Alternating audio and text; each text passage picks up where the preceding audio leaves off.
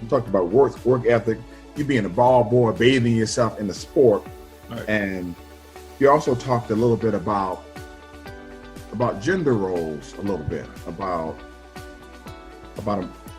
a man needs to kind of be around to help another man develop. I mean, there's Absolutely. something I don't. If something's broken in my house on my plumbing, I could do what I can, right. But I need a plumber, right, to fix it. So right. Kind of talk about that, man. Kind of talk about how you see gender roles, manhood, and then talk about your mom and how your mom allowed because women have to do that too. They got to allow, yeah, because she has to back off and give some of her time with her husband, right, to you and your dad. You understand what I'm saying? So talk about how she was able to maintain her position as mom and wife, and how your dad kind of influenced you, and how and the importance of gender roles in a society that kind of wants to be gender role-less. Right. I mean, the way I saw it, the way I grew up, the way I grew up. You're talking about nobody else. I'm gonna make it personal to me, because that's the best example that I can give. I think most times we get so caught up in what's good for the goose is good for the gander. And it's not a one-size-fits-all. Nothing in life is one-size-fits-all. Very few things, most things in life are, based on bio-individuality, based on the individual and your individual experience. You may have similar experience, but my experiences are different based on what I perceive, how I was raised, what I experienced. So what I experienced was an understanding between two people who understood what they needed to do to make the best of what they had. And a lot of times we get lost in, this is relationship goals, this is a set defined way of what it is that it should look like. When in all actuality it's based on, this is what we got, this is where we want to go, this is what we got to do to get there. What are we willing to choose to let go, to take on, to consume us, or to consume for us to get to where we're trying to go? And one can argue that that's politically correct, but at the end of the day, I can't tell you how to live your life because I'm not living your life. I'm not experiencing what you're experiencing. And nowadays, women are breadwinners now. But that doesn't make the man in the household any less of a man. He's still a man. Allow him to be a man. And here's a rough part. How do they allow somebody to be something that they ain't never seen? They ain't never seen. You can't model what you haven't seen. So what they believe is, I make more money, I call the shots. Absolutely. Ain't no shot calling for nobody. Nobody. There's no shot calling. I can tell you one thing for sure. Two things for certain. That money ain't gonna always be there. I done been there and seen it.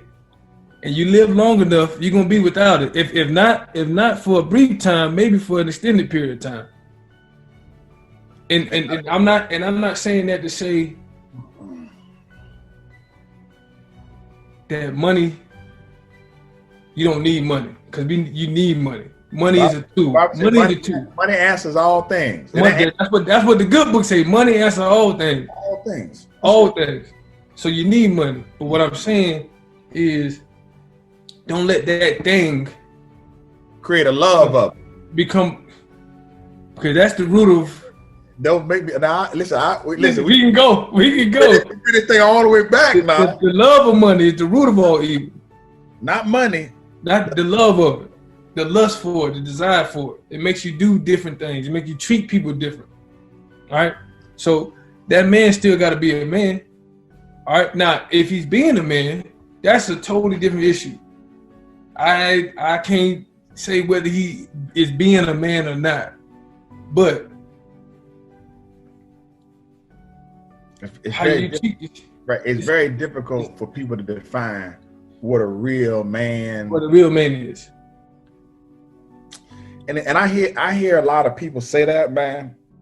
And I'm really glad that you're able to sit in that coaching space so that people can see it.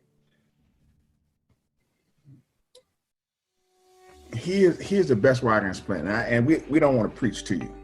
All right.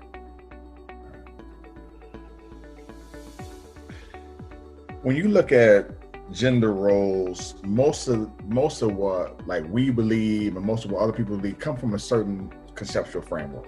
Absolutely. So if you believe in the Judeo-Christian theoretical framework, then you have a ideal of what a man does. Yep. And what a man does is this. When there's a noise in the middle of the night that could be a possible intruder who could end up killing me, or that man get up and go see about it. I'm willing to listen, my boy. Look at, let me bring this thing on home. See, I'm willing to go and give up my life, so that everybody else can live. He died so that we may what? Live. So here's the difference. When you're laying in the bed, Jesus, late at night, and the noise goes off. When you know, or you have an expectation of who goes to check, that lets you know the role of that person in the relationship. That, fortunately or unfortunately, comes at a cost. Are you willing to pay the price? See, the salvation is free. Jesus. Like for you to be saved, for you to not get killed by the intruder, that's free. The salvation is free. But the move to go to check on the intruder, that comes with a cost. They're gonna cost you something. That's gonna cost you something. They're gonna cost you something. That's gonna cost you something. So what I try to tell people is the tap on the shoulder that the man get to check on the intruder, the opposite tap on the shoulder that he make because he want to get him something at 1 or 2 o'clock in the morning, that even that's that different. That's where that thing that scale start to balance right there. But see, but people don't see that. Yeah. They don't see that. I would rate, man. I like things in threes. A man is supposed to provide, procreate, and protect. So, and how you provide is based on what you have to provide with, what you have to offer in your provision. So, in that man, it may not be financial. It could be emotional.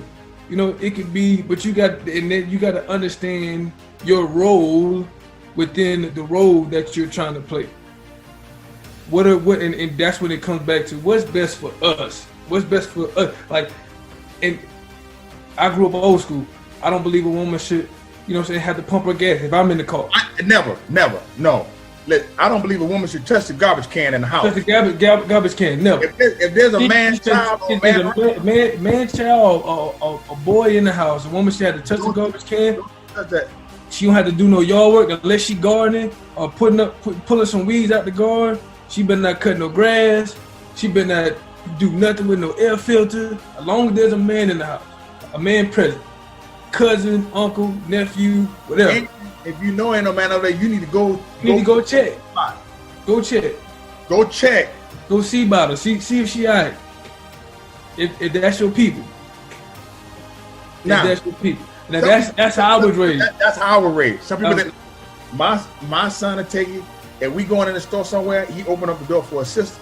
If another woman there, he step to the side, let that woman walk. Let go first. And he go in.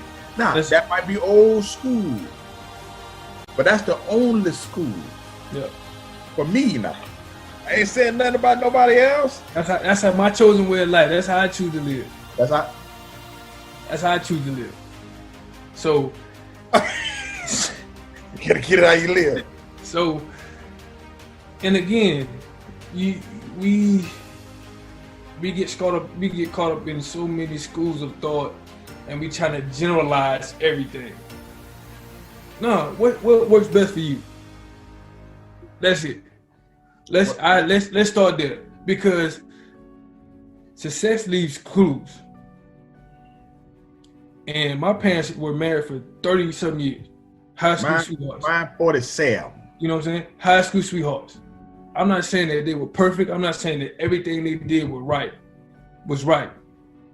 But because they had an understanding, they were willing to work together based on what they had. They wanted to do the best they had with what they had.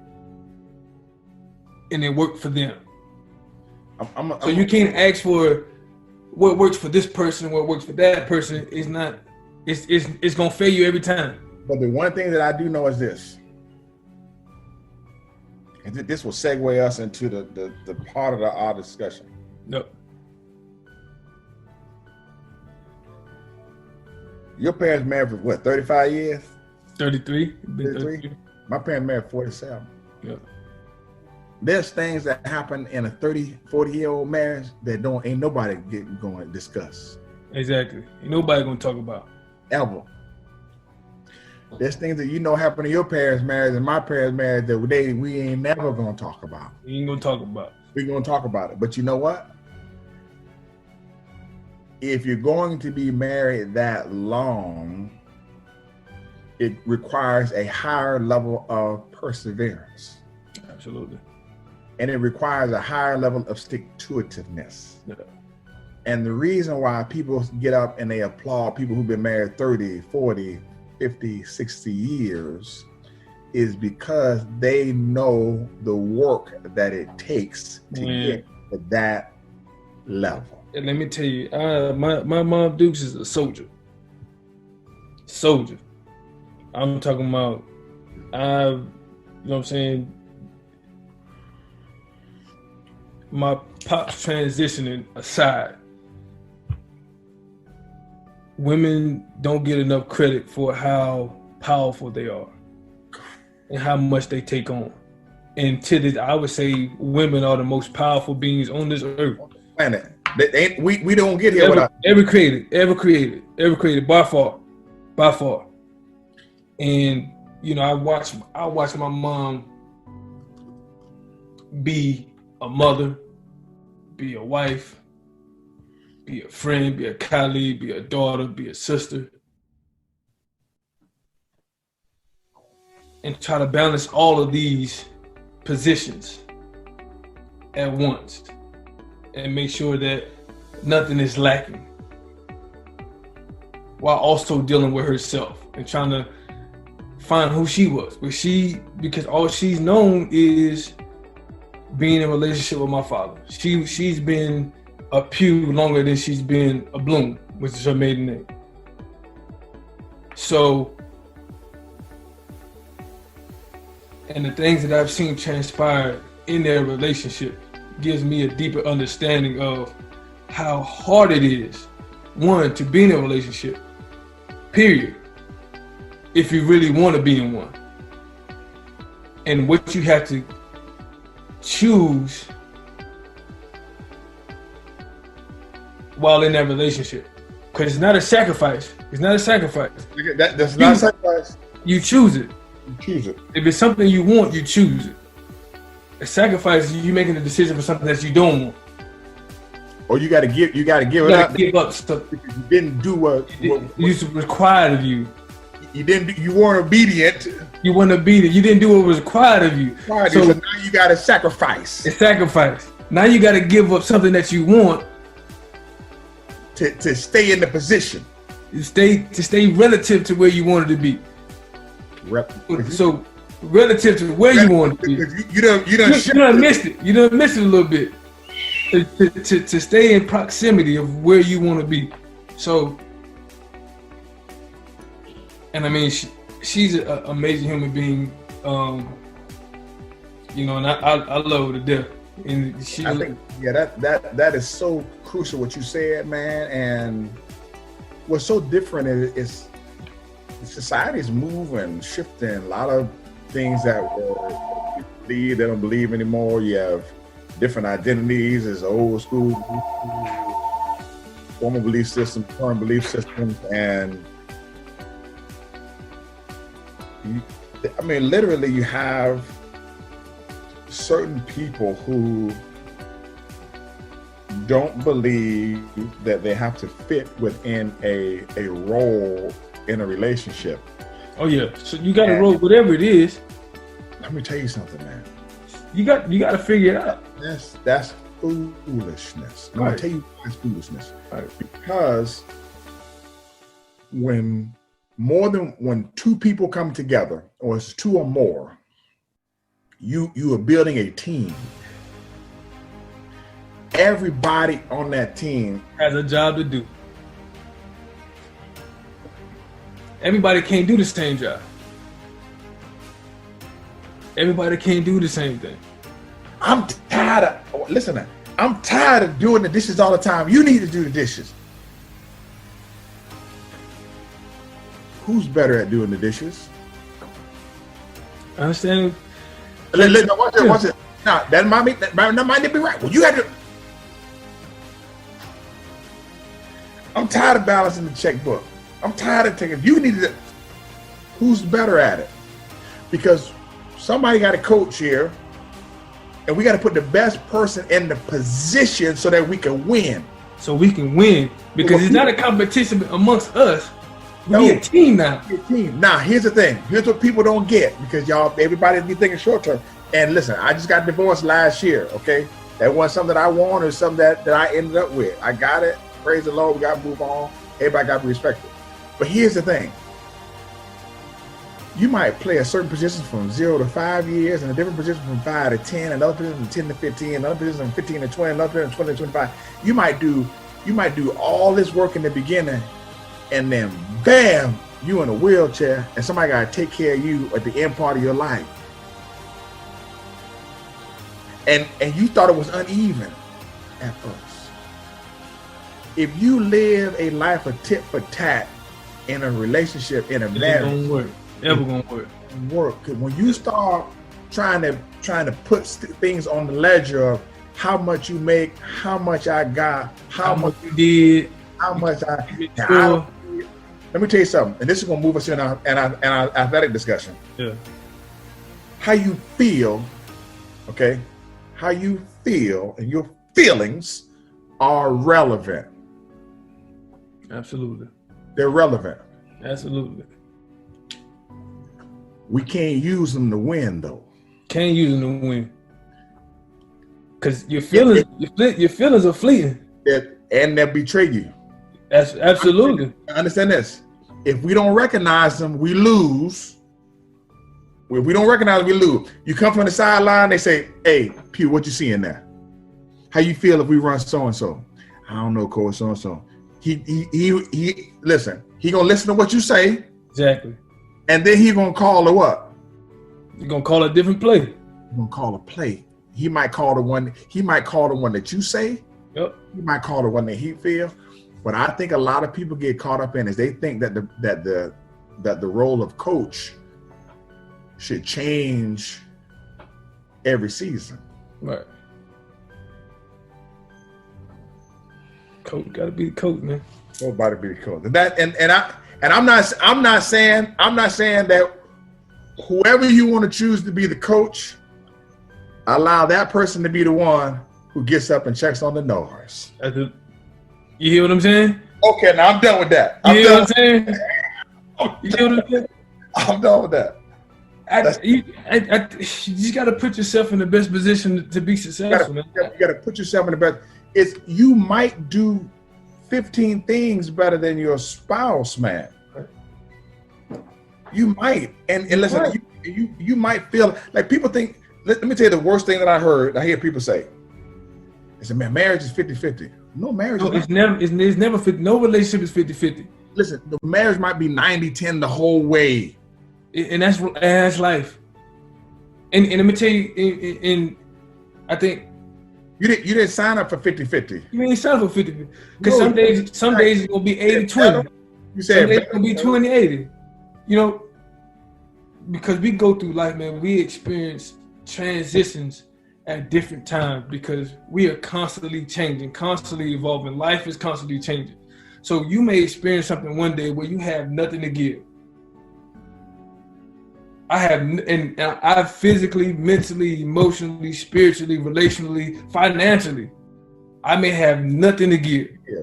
But if we in it together, if we choose to be in it together, then I might need you to pull the sled for me.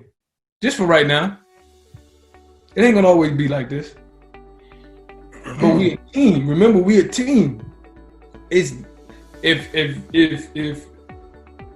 your relationship is 50-50, you best be high-tailing up out of there. Because best believe somebody else getting the other 50.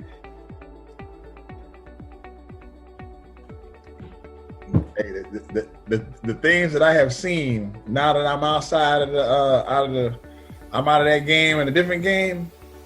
Somebody else getting the other 50. Somebody getting the other 50. You better high-tail up out of there. Let me tell you something. Here's my piece of advice. I'm gonna bring my son in here because I want my son to be part of the second half of it. When you start talking about your issues or your problems to people that's not on the team, loose lips, sink ships. Your team can't win. Can't win. And at the end of the day, you're gonna lose. You're gonna lose. You're gonna lose. Listen, the people. Listen, when the people that you coaching in the weight room, when they start talking about your program to the people at in the cafeteria or the people on camera, they start complaining to other people. We can't fix that. You're not trying to fix that problem now. Absolutely. Now you think it's a problem that you need to get rid of. Get rid of. We gotta eradicate this. You gotta get that cancer up out of there. And here's the thing: the cancer think the body is the cancer, and the cancer go. Hey, listen now. Hey, listen. I want you to understand this now. I want you to understand what I'm saying now. Hey, coach. The cancer think the body is the cancer, and that cancer gonna feed off everything in there. Everything is so now that problem that wasn't an issue becomes an issue now because now you see it differently. Now watch this here. Now here's what people don't have. Here's what people don't realize.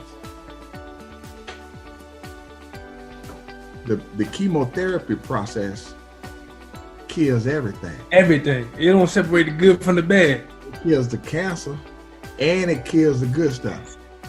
But both people got to be willing to die so that you can live. We can live. The problem is that when you be on your cancer thing, you just be eating. That's it. All you do is go to the next host. That's it. I'm done with this. Now we can move on. Rufus, come on in here, son. I need you to meet one of the best. Pull up a chair as we transition. Pull up a chair right here. Right chair. Couple squat. It's over couple squat. Hey man, don't tear up my house. Don't tear up my house.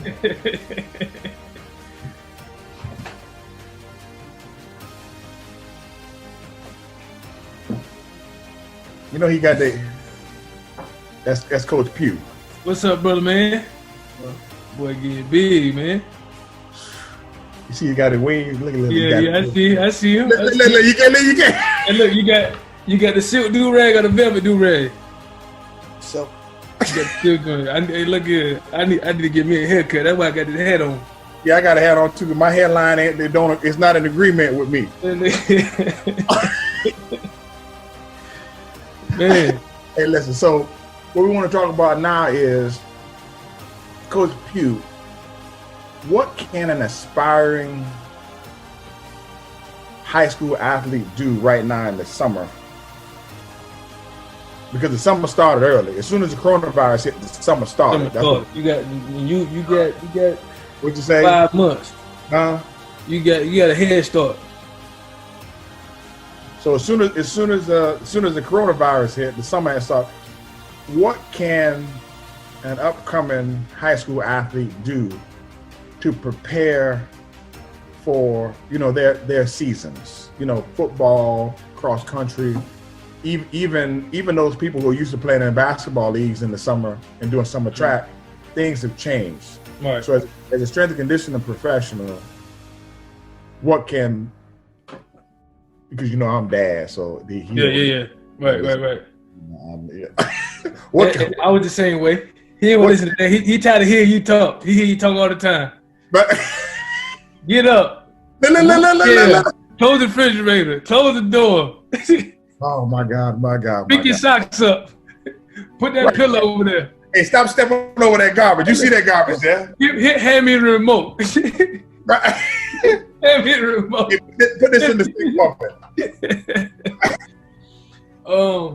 I think the most important thing, any athlete right now, college, high school, professionally, is be a healthy human first. Because without being a healthy human or a healthy person, there is no sport. There is no training because you're spending your time recovering. So being a healthy human first. And what do you mean by that? So in terms of this pandemic, let's use the pandemic to be example. Practice social distancing, wash your hands, making sure that you're using a mask or you're wearing a mask, all within the guidelines of what the CDC has imposed upon us, or the pandemic has imposed upon us, because this is real. We have 40,000 deaths in the U.S. alone, over 800,000 cases, and people are dropping like flies, everywhere. Something that has been seen before, but not in our lifetime, that we have seen something to this magnitude of where people are literally just, passing away.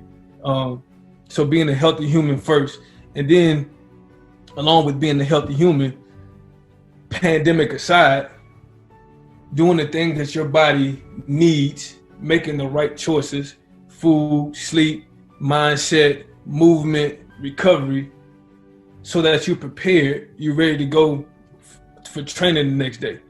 And I think those things are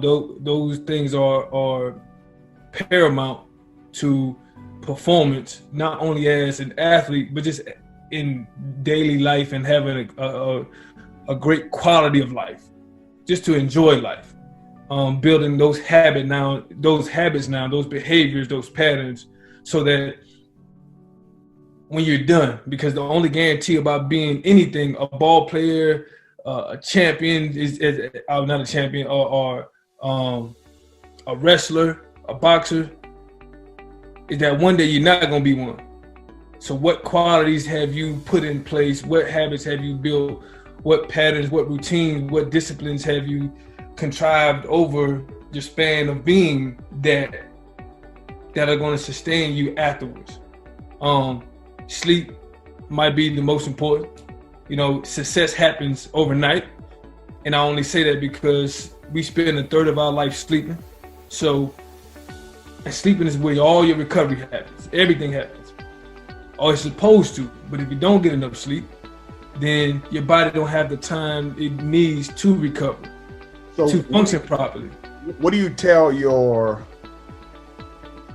college athletes about getting rest? Because they have schoolwork, but they also got unnecessary screen time going on. Absolutely. So how do you coach to that? Because it's different today. So the best you can do is inform them, because you can't make no one do anything. The best we can do as coaches, as parents. Not in the college environment. Well, we in different aspects. So I'm trying to be politically correct. Look, we can't make it much. They can't sit you down and say, Linda, that loaf of bread that we giving you. You know what I'm saying? We want to cut that loaf of bread. Look, we gonna take about 5 slices. Slice out of that, because Lisa over here, she says she need to eat too. She hungry.